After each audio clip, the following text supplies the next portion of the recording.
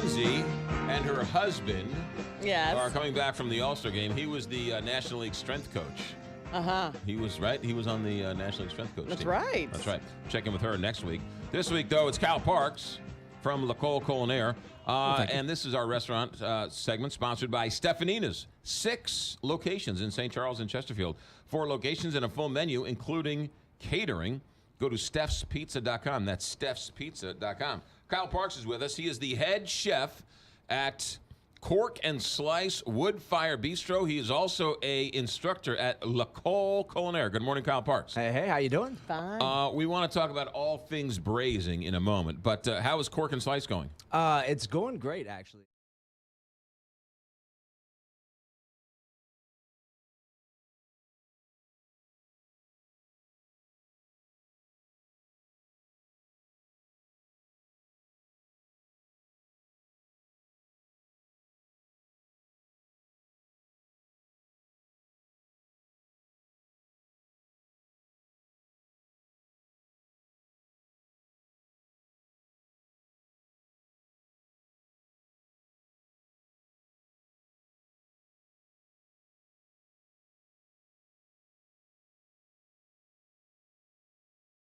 Wine and Pizza? Wine and pizza is kind of the specialty. Right now, feel free to bring in your own bottles of beer and wine. We're in the process of getting our liquor menu developed and everything of that nature, but we're not going to stop the party. So. if I bring in a bottle of wine, are you going to charge me for a cork fee or something? Not at How does all. that work? Not Really? at all. We're just happy that you come down, experience what wonderful food I've been making Yes. for you. Really, that's what about kind the of gist pizza? it. Fill us in on the pizza. Classification, we're going to go with kind of an artisan type right. pizza. A little bit of a Neapolitan flair to it. A little bit of St. Louis style right in the center of it. It's kind of the best of both worlds. Do you make any calzones?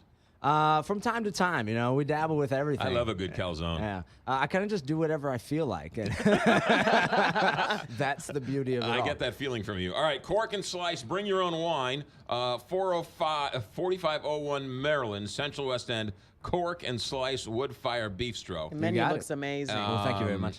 4501 Maryland. All right, let's talk about braising. Yeah, the big braise theory. Yes. Some people are like, what is that? What I is don't know that? what that is. Well, pretty much everybody has done something close to in their lives or today or whatnot. It's as similar to crock pot cooking as you can imagine, but just so much better. So today I'm going to show you the crock and the crock pot. Okay. Ooh. Are you going to badmouth crock pots? Yeah, I'm going to make you want to put it in the What? closet. Oh, and start a fire and burn your house down and have your father die like in the movie. All right, so This Is Us. The only thing about the crock pots is they're kind of safe in comparison. Okay. Only difference being is that with braising something, you're going to put it on the stove or you can leave it in the oven. Okay. But there's a couple things that you don't get with crock pots. You don't get to intensify the flavors. It takes 6-8 hours. That's why we throw it in the morning. We go to work. We Right. come back, voila, dinner. So, maybe you keep it in the closet, but near a plug, for those All right. days. But braising something, there's some simple steps, right? You take whatever it is that you want. Normally, this is cheap cuts, and cheap cuts means that they're going to be delicious in the end of the day. What's a cheap cut, for example? So things like your briskets, your pork bellies, your pork butts, Okay. So is that the best for braising? tougher cuts, So you give them a little bit of time and it breaks down that toughness. But normally they have more flavor than, the lean things. Got it. All right. But we're going to start off by getting our pot nice and hot on the stove, a little bit of oil or butter, and you're just going to season and brown your meats up. Yes. And that creates the base for everything. You get all this beautiful flavor. And then you take some vegetables, some carrots, celery, onions, a little bit of garlic, throw that in, saute that too. And then my favorite part comes in. We built all this flavor in the bottom of the pot that you don't get with your crock, you just get a watery mess. Then we're going to take some wine. We're going to pour some wine in. Yeah, now we're talking. All right, I knew we would get there. Yeah. I saw the little bar that you were building and everything. I knew that would get you. It's a big bar, by the way.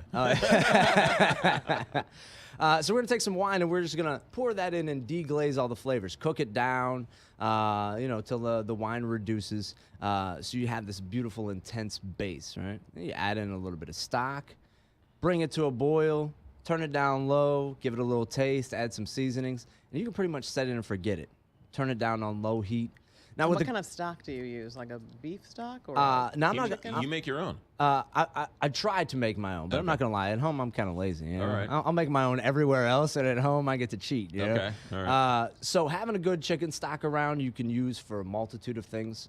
But if it's a beef brisket that I'm having, having some beef stock around would be ideal. And that's one of my favorite things to cook. Little, beef brisket, little red wine. When you put the stock in and all this, you put the meat back in? Yeah. Put everything in. Put it all back in. And add your liquids. A little bit of tomato paste will help you, tighten it up so you get a nice velvety body.